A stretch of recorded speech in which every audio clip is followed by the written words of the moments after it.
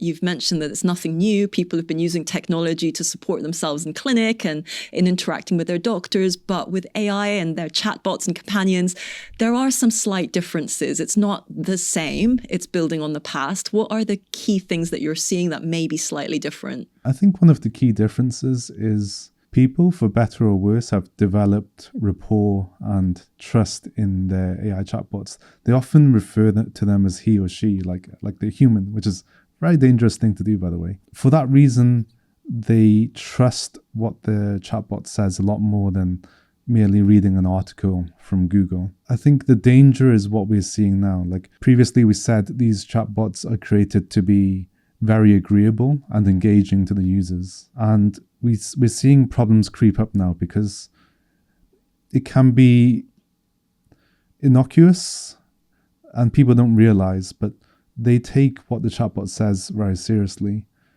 And for most topics, that's okay. But we're seeing now this phenomenon of AI psychosis, which you may have heard about, where, you've seen on the news where people who are depressed and suicidal or experiencing delusions are speaking to their AI chatbots, and it's agreeing with them and reinforcing their delusional beliefs.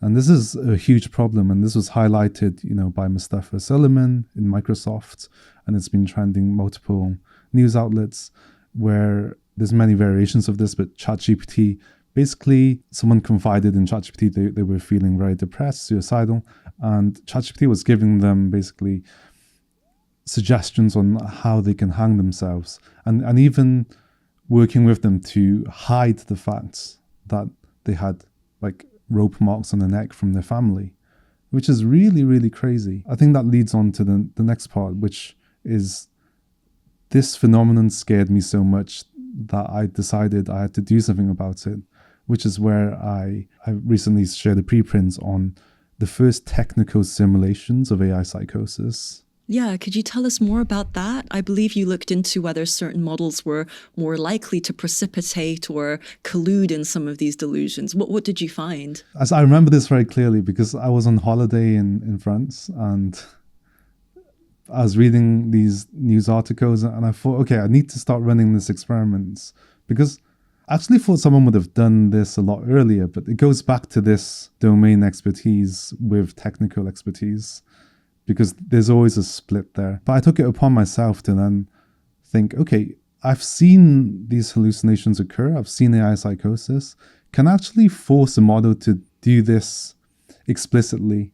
So I started crafting different scenarios and we tested a collection of all the frontier models, all the top models, on whether they can perpetuate delusions.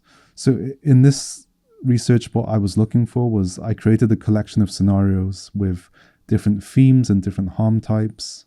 So common themes are like people developing romantic relationships with their chatbots or feeling like they're sentient or godlike entity. These are very common things which people who have disordered thoughts or delusions may ascribe to their chatbot.